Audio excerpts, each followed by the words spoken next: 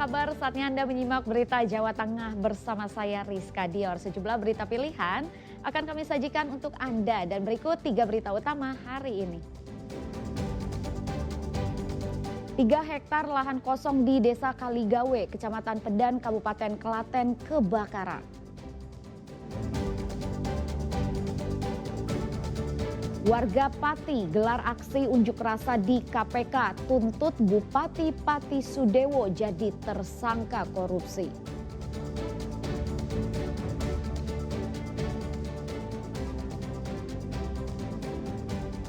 Bawa molotov saat demo, ratusan orang ditangkap Polres Grobogan.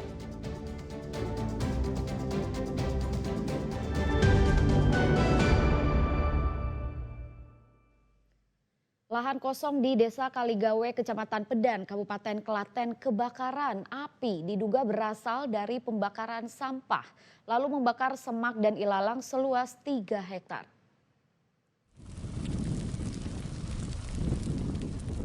Semak dan ilalang di lahan kosong ini berada di Desa Kaligawe, Kecamatan Padan, Kabupaten Klaten, Minggu sore terbakar.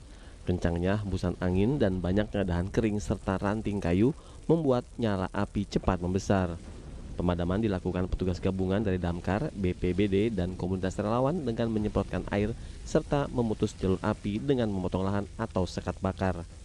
Diduga api yang membakar lahan di bawah sutet ini terjadi karena pembakaran sampah atau ilalang kemudian merembet ke lahan kosong. Untuk dugaan kita belum diketahui, hanya karena tadi 1 hari panas, kemudian ada yang membakar sampah ataupun ilalang sehingga perambatannya cukup cepat karena angin yang berhembus cukup kencang. Ada kesulitan kendala Pak ini Pak? Untuk kesulitan kendala ini adalah anginnya cukup kencang sehingga perambatan api semakin cepat juga. Dan selang yang kita gelar ini cukup panjang sehingga tidak menjangkau ke titik api. Terus Sehingga kita melaksanakan pemadaman dengan manual, dengan ranting-ranting atau pohon yang kita gunakan dengan membuat sekat bakar dan sebagainya. Proses pemadaman 3 hektar lahan terbakar membutuhkan waktu sekitar 1,5 jam. Krisna Agung melaporkan dari Kabupaten Klaten. Ratusan warga Pati menggelar aksi unjuk rasa di kantor Komisi Pemberantasan Korupsi di Jakarta. Warga mendesak KPK segera menetapkan Bupati Pati Sudewo sebagai tersangka dalam kasus dugaan korupsi proyek pembangunan jalur kereta api.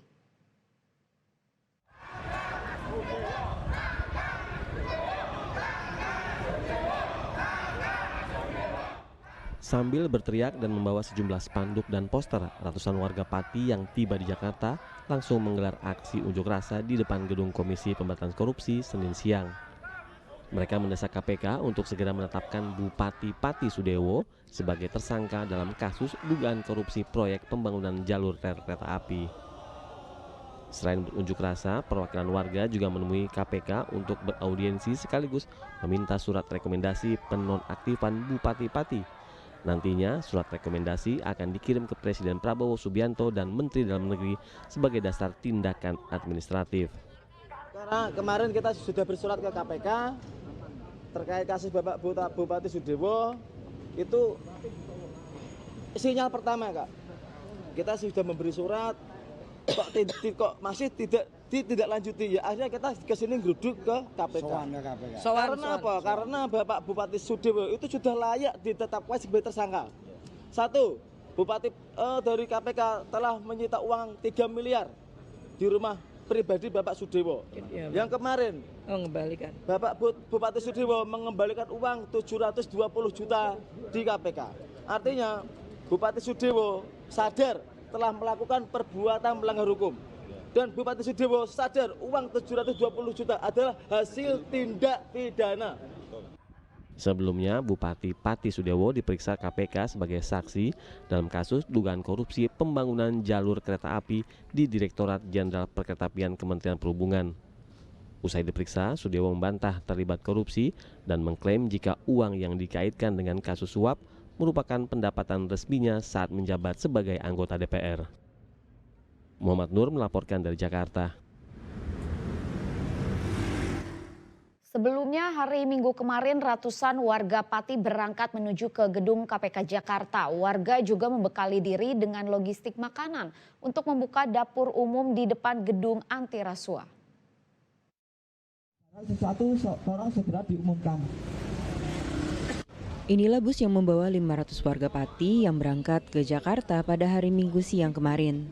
Total ada 10 bus dengan penumpang masing-masing berisi 50 orang. Tak hanya membawa diri, warga Pati juga membawa sejumlah logistik untuk membuka dapur umum saat tiba di KPK. Keberangkatan 500 warga Pati untuk menuntut Komisi Pemberantasan Korupsi mengusut tuntas kasus korupsi proyek jalur kereta api Solo Kebalapan Kadipiro. Warga berharap Bupati Pati Sudewo ditetapkan sebagai tersangka atas kasus tersebut. Tergantung situasi Mas, kita sudah menyediakan makanan untuk 3 kali sehari.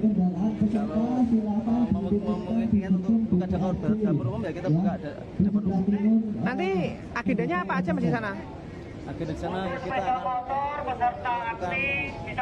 penyampaian pendapat di muka umum dengan metode itu selawatan ya, biar tenang, damai, dan nanti perwakilan dari masyarakat Pati Bersatu akan bertemu dengan pimpinan KPK agar pimpinan KPK dapat menampung dan merealisasikan aspirasi masyarakat Pati Bersatu. Tuntutannya Mas? Tuntutannya ya seperti yang kemarin ya Mas, memohon mendesak dan mensupport KPK untuk menuntaskan kasus-kasus yang melibatkan Bupati Pati Sudewo dan menetapkan Bupati Sudewo sebagai tersangka dalam kasus suap proyek di Disika. Untuk bisa memberangkatkan 500 warga Pati ke KPK, masyarakat Pati Bersatu menggelar penggalangan dana di depan kantor Bupati Pati selama 1 pekan lebih. Total dana yang terkumpul 187 juta rupiah yang dipakai untuk biaya transportasi dan kebutuhan aksi. Arif Nur melaporkan dari Pati. Pemkot Solo menetapkan status siaga darurat bencana usai terjadi kerusuhan pada Jumat lalu. Namun penetapan tersebut hanya bersifat administratif. Buntut banyaknya perusakan terhadap fasilitas umum, Kota Solo menetapkan status siaga darurat bencana administratif. Penetapan status ini dilakukan sejak Sabtu kemarin dan berlangsung hingga sepekan ke depan. Saat ini aktivitas kegiatan berlangsung normal pasca unjuk rasa Jumat pekan lalu. Bahkan kegiatan belajar mengajar di sekolah pun tak diliburkan.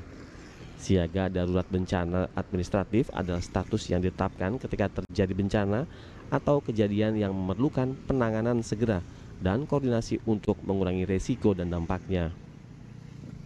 Masih 7 hari ke depan, intinya kami itu status administrasi, tapi yang terpenting adalah kita pendekatan ke warga untuk menjaga wilayahnya masing-masing. Antisipasi untuk besok katanya akan ada aksi lagi seperti apa? Ya, jadi ya kita sudah persiapan antisipasi semuanya untuk menjaga kondusivitas. Mas ada? Jadi itu terkait penanganan administrasi untuk menugaskan BPBD itu aja. Bukan karena ada situasi yang tidak aman, Solo aman. Sebelumnya, pada Jumat lalu, pot tanaman dan fasilitas umum lain dirusak massa. Selain itu, truk polisi, pembatas jalan, serta gedung Sekretariat Dewan DPRD Solo juga ikut dibakar. Heri Prasetyo melaporkan dari Solo. Doa bersama digelar di Wisma Perdamaian kawasan Tugu Muda Kota Semarang Minggu malam. Kegiatan itu untuk merespon gelombang aksi demo yang terjadi beberapa hari terakhir.